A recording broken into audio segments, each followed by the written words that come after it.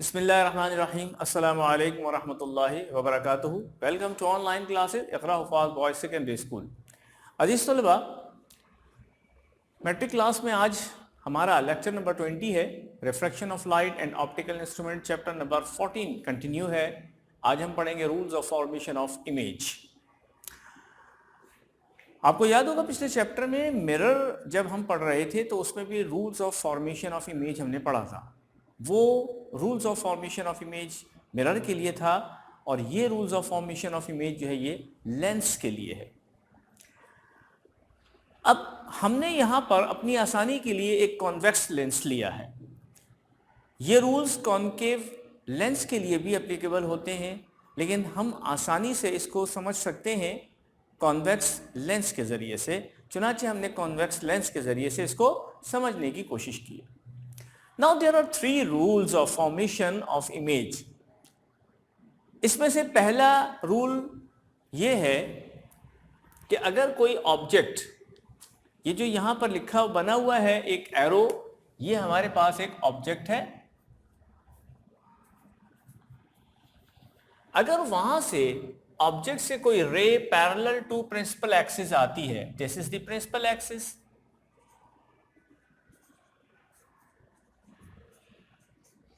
कौन सा principal axis है? ये जो जिसपे एफ और 2F की लाइन हमने बनाई है, ये प्रिंसिपल एक्सिस है। तो कोई ऑब्जेक्ट यहां पर रखा हुआ है जो एफ और 2F के दरमियान में हमने रखा, यहां से कोई लाइट रे निकलती है जो कि पैरेलल टू प्रिंसिपल एक्सिस हो जाए। देखिए अब दोनों लाइंस पैरेलल है ना ये। तो यहां से जब ये रिफ्रैक्ट होके गुजरती है तो फोकल पॉइंट से या फोकस से पास हो जाती है। This is the first rule. याद होगा मिरर में भी पहला रूल यही था। तो ऑब्जेक्ट से कोई रे ऑब्जेक्ट से टकरा के जब कॉन्वेक्स लेंस के साथ इंटरेक्ट होती है और वहां से रिफ्रैक्ट होके बाहर निकलती है तो ये कहां से? फोकस से पास हो जाती है। ये हमारे पास जो लेंस है ये है कॉन्वेक्स लेंस। ठीक है, ये कॉन्वेक्स लेंस है हमारे पास। सेकेंड रूल जो है वो ये है कि अगर इस ऑब्जेक्ट से कोई रे टकरा के गुजरती है, दिस इज द ऑब्जेक्ट, कोई रे टकरा के फोकस से पास होती भी जा रही है, कोई रे ऑब्जेक्ट से टकरा के अपने कॉन्वेक्स लेंस से पहले फोकस से गुजर जाती है, तो वो टकराने के बाद, रिफ्रैक्ट होने के बाद पैरेलल टू प्रिंसिपल एक्सिस हो जाएगी। ये प्रिंसिपल एक्सिस है,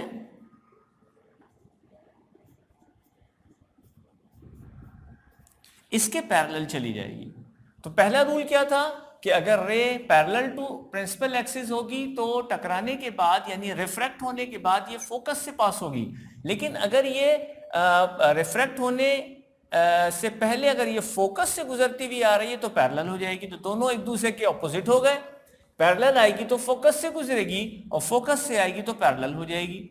ये भी सेकंड रूल हमारा जो मिरर में हमने पढ़ा था एग्जैक्टली वही है।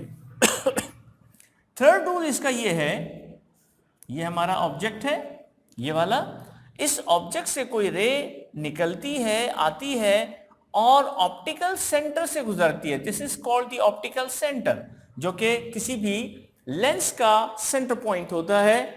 अगर वो वहां से गुजरती है तो कहीं नहीं रिफ्रैक्ट होगी, बल्कि वो सीधी सीधी निकलती चली जाएगी। और ये रूल हमारा अगर मिरर वाले केस में देखें तो ये फोर्थ रूल था हमारे पास, फोर्थ रूल। तो चुनाचे इसमें लेंस में हमने यहाँ पर 3 रूल्स पढ़े हैं जो कि एक फॉर्मेशन ऑफ इमेज के लिए हेल्पफुल होते हैं। याद रखिएगा कि मिरर के केस में तो 4 रूल्स हमने पढ़े थे, लेकिन लेंस के केस में हमने सिर्फ 3 रूल्स पढ़े हैं। इन्हीं 3 रूल्स में से कोई से 2 रूल्स अप्लाई कर दिए जाएं तो इमेज फॉर्मेशन हमें मिल जाती है। जैसे अब हम यहाँ पे एक काम ये करते हैं कि इनमें से कोई से 2 रूल्स अप्लाई करके ये चेक करते हैं कि हमारे पास इमेज कैसी फॉर्म होती है। ये ऑब्जेक्ट है, ये कॉन्वेक्स लेंस है, ये कॉन्वेक्स लेंस है, ये फोकस है, ये भी फोकस है, ये बिफोर दी लेंस है और ये आफ्टर द लेंस है, ये ऑप्टिकल सेंटर कहलाता है। और ये डबल फोकस बेसिकली इसका डबल फोकस जो है वो हमारे पास सेंटर ऑफ कर्वेचर भी कहलाता है, याद रखिएगा। यहां पे हमने रूल नंबर 1 अप्लाई किया सबसे पहले, रूल नंबर 2 अप्लाई किया सबसे पहले। रूल नंबर 2 ये अप्लाई किया कि एक लाइट रे हमने ड्रॉ की है जो कि फोकस से गुजर रही है, और जब फोकस से गुजर के लेंस तक पहुंचेगी, लेंस से टकरा के कहां जाएगी, पैरेलल टू प्रिंसिपल एक्सिस।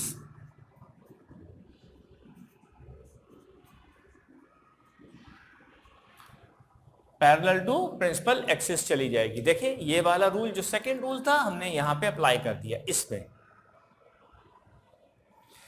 फिर हमने थर्ड रूल अप्लाई किया, हमने फर्स्ट रूल अप्लाई नहीं किया।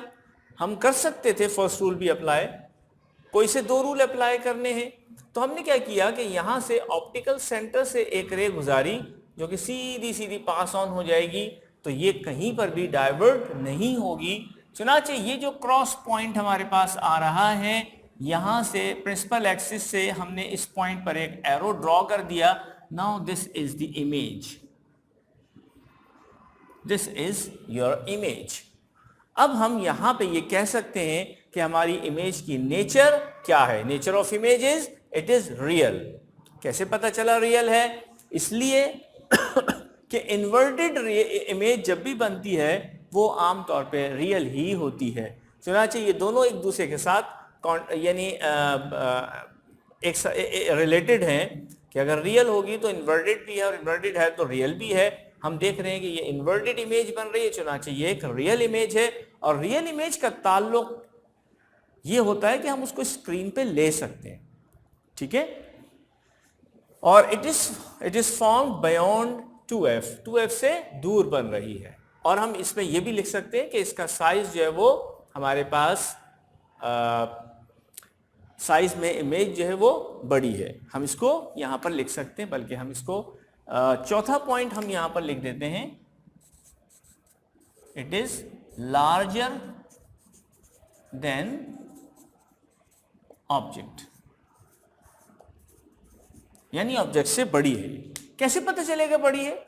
बहुत सिंपल सी बात यह है, यहां से ऑब्जेक्ट तक का, ऑप्टिकल सेंटर से ऑब्जेक्ट तक का डिस्टेंस अगर ज्यादा है तो ऑब्जेक्ट बड़ा हो जाएगा।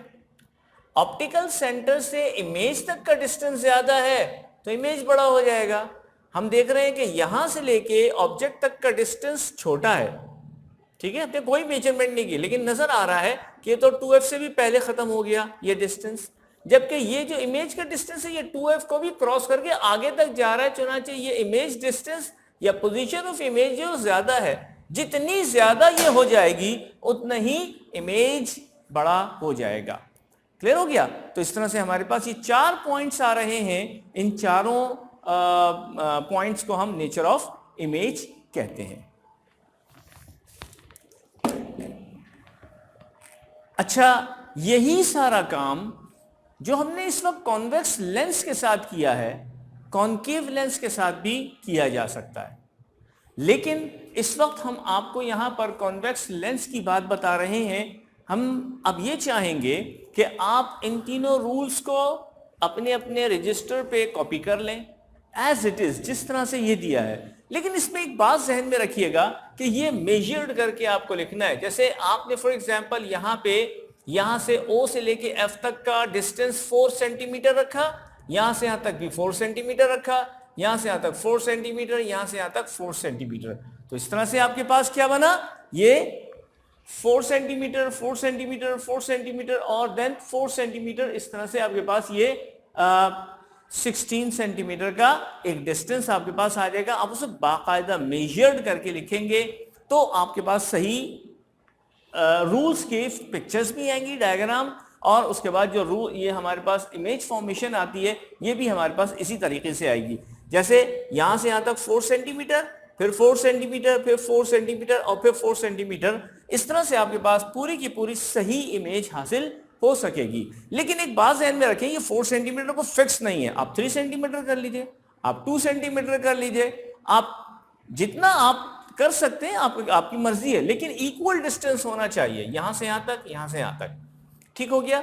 तो इस तरह से हमारे पास ये जो कॉन्वेक्स लेंस के जरिए से इमेज फॉर्म हो रही है, ये आपको ये बताती है कि किस तरह से हमारे पास इसकी नेचर बनेगी, नेचर आएगी इमेज की। अच्छा, अब इसके साथ साथ एक काम और करना है, और वो काम ये करना है कि हम मुख्तलिफ पोजीशंस पे ऑब्जेक्ट को रख के इन्हीं 3 रूल्स में से कोई से 2 रूल अप्लाई करेंगे और इमेज फॉर्म करेंगे। तो मैं यहां पे आपको एक होमवर्क दे रहा हूं, इस होमवर्क को जरूर नोट कर लीजिए।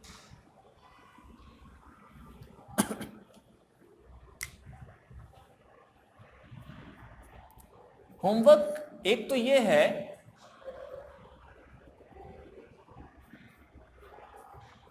Place the object. अभी देखें हमने जो ऑब्जेक्ट रखा वो कहां रखा, F और 2F के दरमियान में रखा था। ठीक है, हम मुख्तलिफ जगहों पे इस ऑब्जेक्ट को रखते हैं और फिर देखते हैं इमेज कहां बनती है। तो सबसे पहले तो हम ऐसा करते हैं कि 2F पे रख देते हैं, place the object at 2F। इसकी मैं एक हिंट्स आपको दे दूं, ये ऑप्टिकल सेंटर, ये F हो गया और ये 2F हो गया।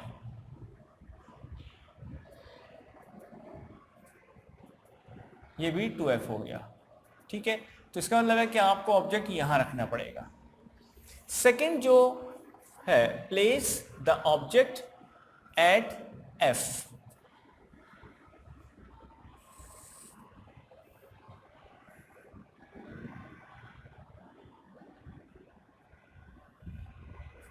ये ऑप्टिकल सेंटर है, ये F है, ये 2F है। इसी तरीके से ये F हो जाएगा और ये 2F हो जाएगा। चुनाचे अब आपको यहां रखना है। ये मैंने दरमियान वाला तो खुद करके दिखा दिया ना आपको, और अब यहां पर F और 2F के दरमियान में आप इमेज यानी ऑब्जेक्ट रखेंगे। एक F पे रखेंगे, एक 2F पे रखेंगे ये वाला, और ये F पे रखेंगे। ठीक है, और थर्ड जो है वो आप करेंगे इस तरह से कि बिटवीन F एंड O यानी इन दोनों के दरमियान में। इसको आप यूं समझ लीजिए कि हमने ये O रखा, ये F रखा, ये 2F हो गया, इसी तरीके से ये F हुआ, ये 2F हुआ। आपने यहाँ पे एक ऑब्जेक्ट रखना है, तो कोशिश कीजिएगा छोटा ऑब्जेक्ट बना के रखें। ये बड़ा ऑब्जेक्ट रखेंगे तो डायग्राम आपकी सही नहीं बन पाएगी। ठीक है, लेकिन इसमें आपको कुछ डिफिकल्टीज होंगी, मैं आपको पहले बता दूं। लेकिन आप अपने तौर पे ब्रेनस्टॉर्मिंग के जरिए से आप इसको थोड़ा सा सोचिए कैसे होता है। जो डिफिकल्टीज होंगी इंशाल्लाह फिर हम जब यहाँ पर फिजिकल क्लासेस शुरू होंगी तो उस वक्त आपको फिर बताएंगे इंशाल्लाह। इजाज़त दीजिए। अस्सलामु अलैकुम वरहमतुल्लाहि वबरकातुहू।